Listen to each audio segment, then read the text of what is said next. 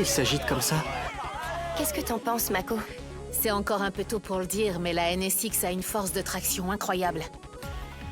La sortie de ce virage en pente est sacrément raide. Mais elle a vivement accéléré sans vaciller. La FD va avoir beaucoup de mal. Elle a du retard. La voiture rouge de Monsieur Ojo n'avait pas l'air de prendre de plaisir. Alors que la jaune, on aurait presque dit qu'elle souriait. J'ai été au courant assez rapidement qu'un de nos adversaires aurait une NSX.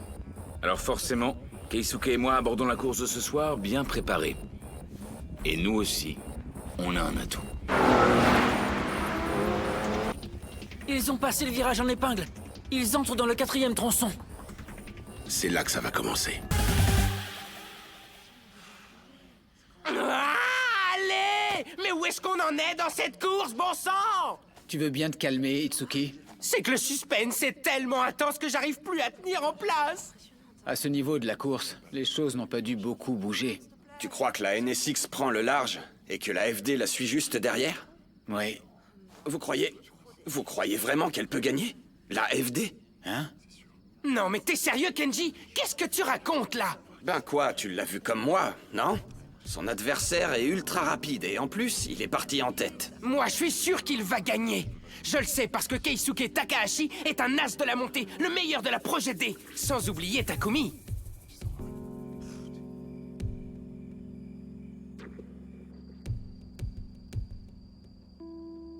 Ils en sont au 4e tronçon. Jusque-là, tout se passe comme prévu. Mais c'est maintenant que va se jouer le vrai battle.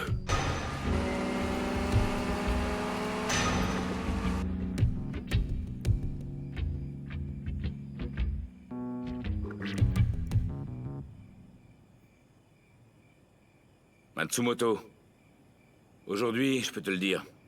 Tu sais, j'ai beaucoup hésité avant d'intégrer Keisuke en tant que pilote dans la Projet D. Ah oui? Car il y a eu un moment où il a paru un peu inférieur, en comparaison du talent éblouissant de Takumi. D'ailleurs, je crois que Keisuke lui-même l'avait vaguement ressenti. Qu'il le veuille ou non, un pilote a conscience de ce genre de choses. Il a dû sentir qu'il était sur la corde raide. Bien qu'il soit mon frère, je voulais à tout prix éviter de le favoriser à un moment ou un autre dans le choix que j'allais faire. C'est la raison pour laquelle je l'ai traité avec dureté et distance. C'est vrai, tu as été dur. Il y a une chose qui m'a marqué. C'est quand Keisuke a roulé sur l'huile jetée sur la route lors de notre tournée à Saitama et qu'il a abîmé ses suspensions.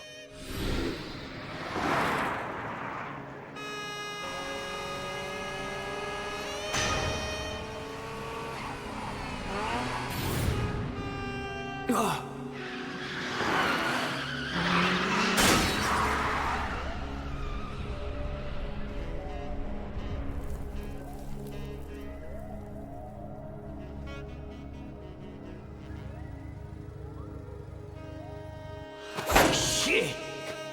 Je ne crois pas à ça, bordel. Ce n'est pas la peine de passer tes nerfs sur cette glissière. Si ta FD est endommagée, c'est uniquement ta faute. Quoi?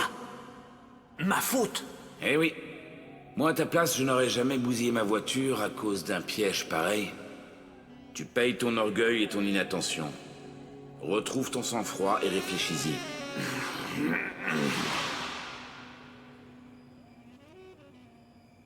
À cet instant, tu lui as reproché son orgueil et son inattention, avant même de blâmer le sale coup de l'adversaire. Le pauvre, je l'ai un peu plaint. Mon frère a toujours su encaisser les critiques quand il fallait. Il progresse plus avec des pics qu'avec des compliments. J'imagine que c'est d'ailleurs à cette époque qu'il a commencé à mûrir. Au passage, cet entraînement avec temps imposé que je fais suivre à Keisuke est celui que j'effectuais moi-même à la période où j'étais fou de conduite moi aussi. Ça peut paraître étonnant, mais on obtient peu de choses en roulant à fond aveuglément. On ne reste pas concentré bien longtemps et on ne fait que surmener sa voiture. Cela peut sembler normal. Mais ils n'imaginent même pas avec quel brio ces deux pilotes arrivent à gérer leurs pneus. C'est un niveau extraordinairement élevé, même si ce type de battle prisé des experts n'a rien de clinquant. Takumi est un bon exemple de ce que je viens de dire. Il illustre très bien mon propos car c'est un as du contrôle. C'est vrai, tu as raison. On peut même ajouter que son sentiment de rivalité à l'égard de Takumi a fait grandir Keisuke. Qu'importe les pluies diluviennes, le brouillard, la fatigue, il n'a pas passé une journée sans dévaler les routes d'Akagi. On dit qu'une passion perpétuelle est souvent la marque des génies. Je m'amuse même pas en plus.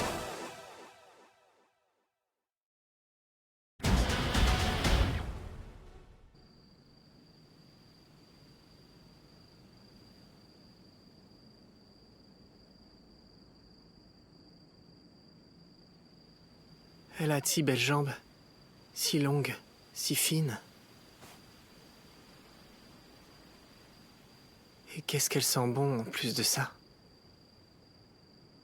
Y a pas à dire. Mako est vraiment une belle femme. Jamais je n'aurais pensé que ce serait si serré. C'est plutôt inattendu, mais j'imagine que ça va rendre les choses plus intéressantes. Gojo a certes lancé l'attaque, mais il n'a pas mis fin au battle. On peut dire que la Projet D assure franchement, ouais. Après ce virage en épingle, le parcours est quasiment fini. Pour la Sidewinder, ça relève carrément d'une anomalie.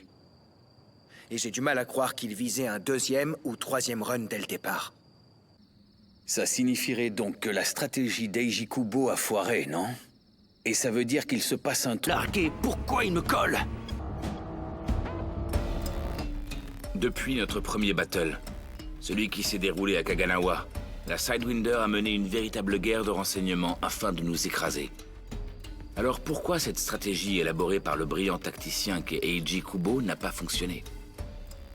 Probablement parce que le niveau de Keisuke, sublimé par sa conduite spéciale au quotidien, a admirablement dépassé ses pronostics les plus fous. Cette sensibilité aiguisée par l'entraînement a des répercussions à différents niveaux. Même en contrôlant sa vitesse sans pousser au maximum, on parvient à saisir comment va réagir son véhicule une fois lancé à fond.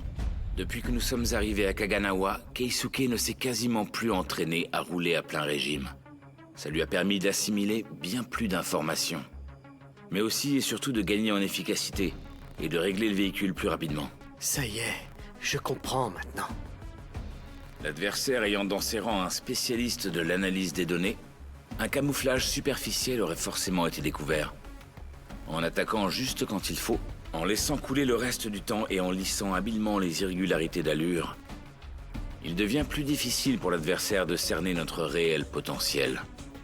D'autant plus que le Keisuke actuel est effroyablement rapide. Et ce, même quand il laisse couler. Même quelqu'un comme Kubo ne pouvait imaginer qu'un tel pilote pouvait être formé sur route.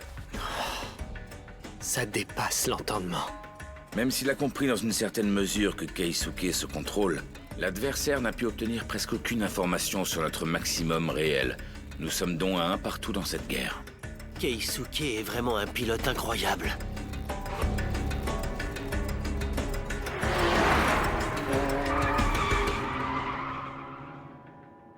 Ah bon? D'accord. Ça y est, le premier run de la montée est terminé. Le résultat est surprenant. Il n'a pas pu le semer, pas vrai? Autrement dit, ils entrent dans un second run. C'est ça. C'est bien ainsi. À l'heure qu'il est, Go a certainement la tête complètement vidée, et il doit être incapable de penser. Il va pouvoir se reprendre. Stratégie, fierté, ce sont des entraves dont il vaut mieux se libérer. Je comprends maintenant ce que tu voulais dire. Il va pouvoir se recentrer sur ses fondamentaux, reprendre les bases. Ça va le réveiller. Et c'est bien là tout ce qui compte. Un battle de street racing n'exige pour gagner qu'une chose simple. Un retour aux origines.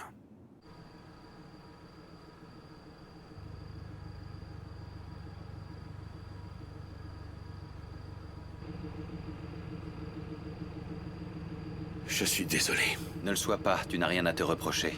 La voiture me paraît bien réglée. Si je me fie à mon intuition, je dirais que les chronos sont assez satisfaisants. Je me trompe? Non, tu as raison, ils le sont. C'est même mieux que ça, puisque tu as battu de 2 secondes le record sur le 4e tronçon du parcours. Tu vois, j'étais sûr que ce serait le cas. Ce n'est pas comme si j'avais perdu. Il m'a seulement donné du fil à retordre. Je vais rétablir la situation. Et j'en profiterai pour retrouver mon sang-froid.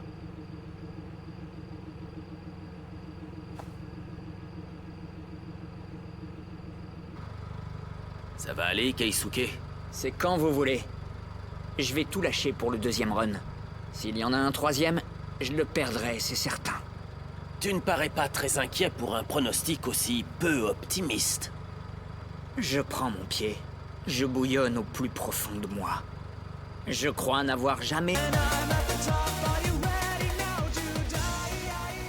Ça, c'est ce qu'on appelle un battle à couper le souffle.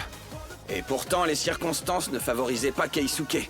J'ai toujours su que c'était un super pilote, mais de là à envisager une telle performance, je crois qu'il dépasse tout ce qu'on avait pu imaginer. Ça, c'est clair. Vous voyez, je vous l'avais bien dit.